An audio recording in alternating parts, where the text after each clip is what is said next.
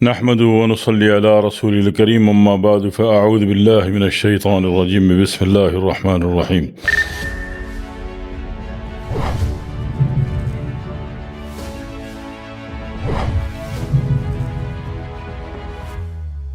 بے شمار احباب فرماتے ہیں کہ ہم بظاہر ٹھیک ہیں لیکن داخلی کمزوری موجود ہے۔ تو داخلی کمزوری کی وجوہات ہوتی ہیں، اس کو آپ نے سرچ آؤٹ کرنا ہوتا ہے اور اس کو پھر آپ نے علاج کرنا ہوتا ہے، ٹھیک ہے۔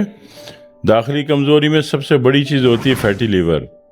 اگر فیٹی لیور ہے، کولیسٹرول ہے، ٹرائی گلیسرائڈ ہے، تو یہ آپ کو کام کرنے کا اسٹارٹ لینا ہمت اور حوصلے سے اس سے روکتا ہے، ٹھیک ہے۔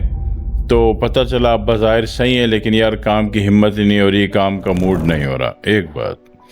دوسری بات یہ ہے کہ بظاہر ٹھیک ہے لیکن کام کی بالکل ہمت نہیں ہے، موڈ ہی نہیں ہے اور حوصلہ ہی نہیں ہے۔ تو یہ اس صورت میں بھی ہوتا ہے جب آپ کا پس سیل سوزاک بڑھا ہوا ہو، تو اس میں پورے جسم کے جوڑ جوائنٹ میں درد ہوتا ہے اور جسم گرم ہوتا ہے، اور رات کو جب آپ سونے کی نیت سے لیٹتے ہو تو ٹانگوں میں شدید بے چینی ہوتی ہے۔ تو پس سیل سوزاک بھی آپ کو جب اپنے کیریکٹر کو پرفارم کرے گا اور آپ سے کوئی کام نہیں کیا جائے گا تو اس کو بھی آپ کمزوری کہتے ہو، ٹھیک ہے۔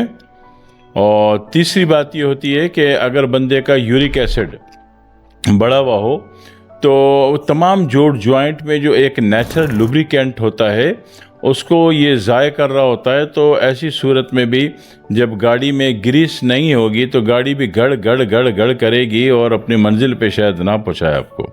تو اسی طرح ایسی حالت میں کام کا لاجیکل اینڈ نہیں ہوتا، بندہ جلدی تھک جاتا ہے اور جلدی بیٹھ جاتا ہے، کام کو ادھورا چھوڑ دیتا ہے، آج کا کام کل پہ ٹال دیتا ہے، ٹھیک ہے جی۔ یہ 3 وجوہات ہو گئیں، اور ایک وجہ یہ ہوتی ہے کہ بندے کو آسٹیو یا آرتھرائٹس کا کیس ہو تو اس صورت میں بھی اس سے کام کرنا، چلنا، اٹھنا، کھڑا ہونا، اٹھا پٹک کرنا، نیچے سے سامان اٹھا کے اوپر پہنچانا، اوپر سے نیچے رکھنا شدید ترین مشکل ہو جاتا ہے۔ اسی طریقے سے بندے کو سنگرینی ہے، یعنی کہ کھانا کھاتے آئی بی ایس کہہ لیجئے اپنے آسان الفاظ میں، آئی بی ایس ہے، سنگرینی ہے، یعنی کھانا کھاتے اس کو موشن آ جاتے ہیں۔ تو ایسی صورت میں وہ کچا کھانا جو خارج ہو رہا ہے تو اس کی جو انرجی ویلیو باڈی کو لگنی ہے، باڈی کو ہر یونٹ کو سپلائی ہونی ہے، نہ وہ لگتی ہے نہ وہ سپلائی ہوتی ہے۔ تو آئی بی ایس کے کیس والا بھی بہت جلدی کمزوری محسوس کرتا ہے، کام نہیں کیا جاتا ہے، اسٹارٹ لیتے ہی تھک جاتا ہے اور بیٹھ جاتا ہے، کام ہو نہیں پاتا، یا آج کا کام کل پہ ٹالتا ہے، ٹھیک ہے۔ تو یہ وجوہات ہیں، ان وجوہات کو مد نظر رکھیے کہ تھکنا یا کام نہیں کر پانا محض یہ نہیں ہے کہ آپ سست الوجود ہیں، آپ کاہل ہیں، کام چور ہیں، ایسا نہیں ہے، آپ ایسے نہیں ہیں۔